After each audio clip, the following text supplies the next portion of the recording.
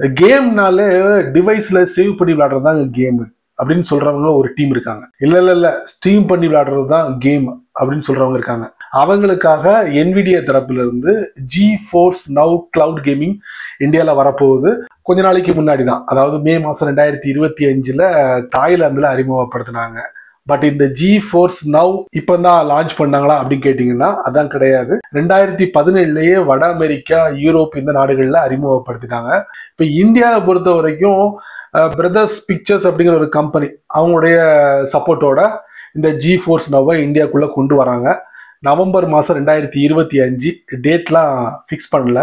So இதை பத்தி ஒரு சில விஷயங்கள் டீட்டெயிலாக நான் உங்களுக்கு இந்த வீடியோல பதிவு பண்ண போறேன். ஸோ கேம் லவர்ஸ், இது உங்களுக்கு ரொம்ப யூஸ்ஃபுல்லா இருக்கும். இந்த மாதிரி இன்ஃபர்மேஷனை தெரிஞ்சுக்கிட்டு அதுக்கப்புறம் ஃபாலோ பண்றது நல்லது தானே. வாங்க தெரிஞ்சுக்கலாம்.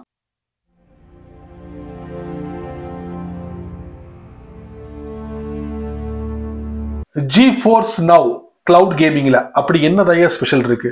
மைக்ரோசாஃப்ட் எக்ஸ்பாக்ஸ் கிளவுட் கேமிங்க்கு ஒப்பிடும்போது என்ன இருக்கு அப்படின்னு நீங்க கேட்கலாம். கண்டிப்பா நிறையவே இருக்கு அப்படின்னு சொல்லுவேன். இதுல Blackwell RTX ஆர்கிடெக்சரை வந்து பயன்படுத்திருக்காங்க. அதாவது GeForce RTX 5080 கிராபிக்ஸ் கார்டு தெரியுமா, அதுக்கு இணையான ஃபீச்சர்ஸை வந்து இந்த Blackwell RTXல கொடுத்துருக்காங்க. ஸோ உங்களுடைய கேமிங் வந்து செமையா இருக்கும், பெர்ஃபார்மன்ஸ் நல்லா இருக்கும், போர் அடிக்காது அப்படின்னு சொல்றாங்க.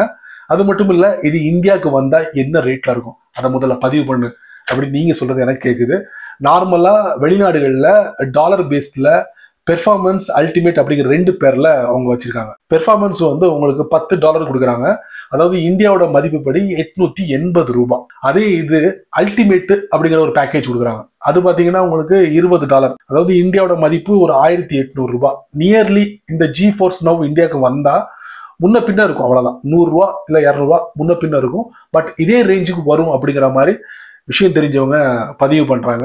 ஸோ இவங்களுடைய அந்த கிளவுட் கேமிங் லைப்ரரியில பாத்தீங்கன்னா 4500 டைட்டில் கேம்ஸ் இருக்கு அப்படிங்கிறாங்க. அது மட்டும் இல்ல, ஸ்டீம் பண்ணி பார்க்கக்கூடிய 2000க்கும் மேற்பட்ட கேம்ஸ் இதுல இருக்கு அப்படிங்கிறாங்க. Comparing to Microsoft Xbox cloud gaming அவங்க ரொம்ப கம்மியா தான் கொடுக்குறாங்க. இன்னொன்னு, மைக்ரோசாஃப்ட் எக்ஸ்பாக்ஸ் கிளவுட் கேமிங் வந்து மற்ற கேமிங் பேக்கை வந்து அனுமதிக்க மாட்டாங்க உள்ள. பட் இவங்க உள்ள அனுமதிக்கிறாங்க.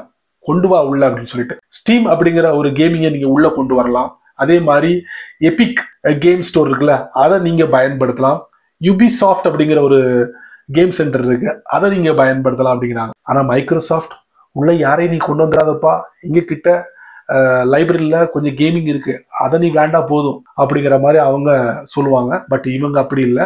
அதுக்கப்புறம் இந்த கிளவுட் கேமிங்கை வந்து 5K ரேட்டிங்ல நீங்க பெர்ஃபார்ம் பண்ண முடியுமா, 120 ஃப்ரேம் பெர் செகண்ட்ல நீங்க பெர்ஃபார்ம் பண்ண முடியுமா. அதே மாதிரி ஸ்ட்ரீமிங்ல பாத்தீங்கன்னா உங்களுக்கு 1080 பிக்சல்ல 360 ஃப்ரேம் பெர் செகண்ட்ல நீங்க ஸ்ட்ரீம் பண்ணி கேம் விளையாட முடியும் அப்படிங்கிறத பதிவு பண்றாங்க. அதுக்கப்புறம் இந்த லேட்டன்சி அப்படிம்பாங்க.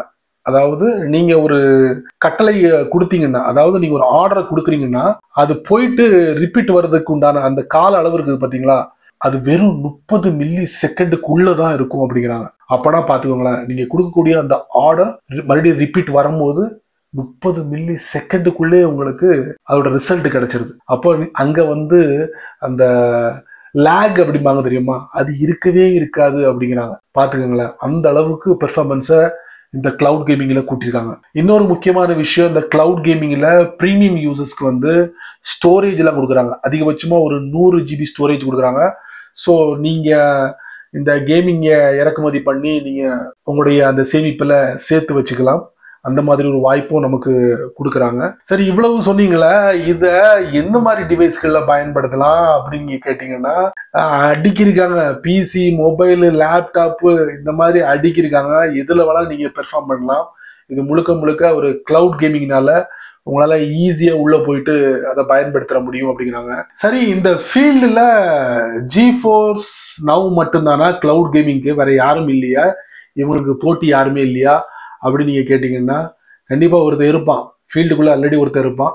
அவன் வேற யாரும் இல்லை, மைக்ரோசாஃப்டோட எக்ஸ்பாக்ஸ் கிளவுட் கேமிங் தான். இவங்க சந்தா முறையில் இவங்களுடைய சர்வீஸை கொடுக்குறாங்க. அது மூலியமா தான் உள்ள போக முடியும்.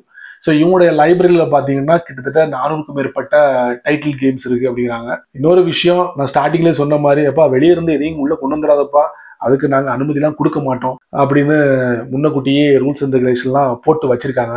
எப்படி நீங்க சினிமா தேட்டருக்கு போனீங்கன்னா வெளியே இருந்து ஃபுட்டுலாம் உள்ள கொண்டு போகக்கூடாது, அதே மாதிரி ஃபார்முலாவை இந்த மைக்ரோசாஃப்ட் கடைபிடிக்கிறாங்க. ஸோ G-Force இன்னும் அதிகாரப்பூர்வமா எதையும் அறிவிக்கல. எனிவே இனி வரக்கூடிய நாட்களில் தான் தெரியும். ஸோ இப்போதைக்கு G-Forceக்கு மெயின் போட்டியாளர் யாருன்னு கேட்டா மைக்ரோசாஃப்டோட எக்ஸ்பாக்ஸ் தான். அதுக்கப்புறம் 2-3 கம்பெனிகள் இருக்கு, நான் இது வரைக்கும் கேள்விப்படாத கம்பெனிகள் நான் சொல்றேன், கேட்டுக்கோங்க. ஷேடோ பிசி, அதுக்கப்புறம் பூஸ்டராய்டு அப்படின்னு சொல்லிட்டு 2 கம்பெனி, இன்டர்நேஷனல் கம்பெனி இருக்கு. அதுக்கப்புறம் இந்த G-Force வந்து இந்தியாக்குள்ள வராங்க. ஸோ இந்தியால நிறைய முதலைகள் இருக்காங்க. அவங்க யார் தெரியுமா? ஜியோ கேம் கிளவுட், அப்புறம் ஒன் பிளே, அப்புறம் ஆண்ட் கிளவுட் அண்ட் கேம் அவே அப்படிங்கிற ஒரு கம்பெனி. இவங்கெல்லாம் இந்தியாவில் இருக்கிறாங்க. ஸோ இவங்களுடைய ஆதிக்கமும் இந்தியாவில் இருக்கிறதுனால கண்டிப்பா ஒரு சவாலான விஷயமா இருக்கும் இந்த G-Force நவுக்கு. பட் இவங்க வந்து இன்டர்நேஷனல் லெவல்ல ஒரு பிரபலியமான கிளவுட் கேமிங் கம்பெனி கிடையாது. இந்தியாவில் ஓரளவுக்கு பேர் எடுத்த ஒரு கம்பெனி அப்படின்னு சொல்லலாம். அதுல மிக முக்கியமான ஒரு கம்பெனி நம்ம ஜியோ, அவங்கள சொல்லவே வேண்டாம். அவங்க இந்தியாவில் ஒரு இடத்தை பிடிச்சு வச்சிருக்காங்க. ஆகவே நான் சொல்வது என்னவென்றால், என்விடியாவோட G-Force Now கூடிய சீக்கிரத்தில் இந்தியாவில் வரப்போகிறது. வந்ததுக்கு அப்புறம் தான் தெரியும் இவங்களுடைய அந்த பெர்ஃபார்மன்ஸ் என்னன்ட்டு. இன்னொரு முக்கியமான விஷயம், என்னத்துதான் ஆன்லைன் கேமிங்கா இருந்தாலும் நம்ம பயன்படுத்தக்கூடிய அந்த டிவைஸ் நல்ல உயர்தரமான டிவைஸா இருந்தா மட்டும்தானே இந்த மாதிரி கேம்லாம் விளையாட முடியும். ஆனா அவங்க என்ன சொல்றாங்கன்னா, நீங்க வந்து ஹார்ட்வேர்லாம் வந்து ரொம்ப வேற லெவல் உள்ள ஹார்ட்வேர்லாம் வச்சுக்கணும்னு அவசியம் கிடையாது, சரிங்களா? இந்த மாதிரி டிவைஸ், நார்மலான டிவைஸை நீங்க பயன்படுத்தினாலே மற்றதை நாங்க பார்த்துக்கிடுவோம், அதாவது என்விடியா சர்வரை பார்த்துக்கிடும் அப்படின்னு சொல்றாங்க. எந்த அளவுக்கு உண்மைன்னு தெரியல. என்னுடைய கருத்துப்படி மிட்ரேஜ்ல இருந்தா மட்டும்தான் இந்த மாதிரி கிளவுட் கேமிங் எல்லாம் பயன்படுத்த முடியும். ஸோ நண்பர்களே, G-Force Now பத்தி ஒரு சில விஷயங்களை நான் பதிவு பண்ணிட்டேன். நீங்களும் முழுமையா தெரிஞ்சிருப்பீங்க. நீங்க மட்டும் தெரிஞ்சுக்கிட்டா நல்லா இருக்காது. அதனால இந்த கிளவுட் கேமிங்ல ரொம்ப ஆர்வமா இருப்பாங்க தெரியுமா, அவங்களுக்கு பார்த்து பார்த்து ஷேர் பண்ணி விடுங்க. அவங்களும் இதோட பலனை அனுபவிக்கட்டும். நீங்க நம்ம சேனலுக்கு புதுசா இருந்தீங்கன்னா வழக்கம் போல கீழே யூடியூப் காரது இல்ல, யூடியூப் நிறைய பட்டனை விதைச்சு விட்டுருங்க. அதுல ஒன்ன தட்டி விட்டுக்கங்க. அதுக்கு கீழே கமெண்ட் செக்ஷன் இருக்கு. இந்த G-Force Now பத்தி உங்களுடைய கருத்தை என்னங்கிறத லைட்டா நல்ல ரீதியில பதிவு பண்ணிக்கங்க. பிடிச்சா லைக் பண்ணுங்க, பிடிக்கலன்னா அன்லைக்.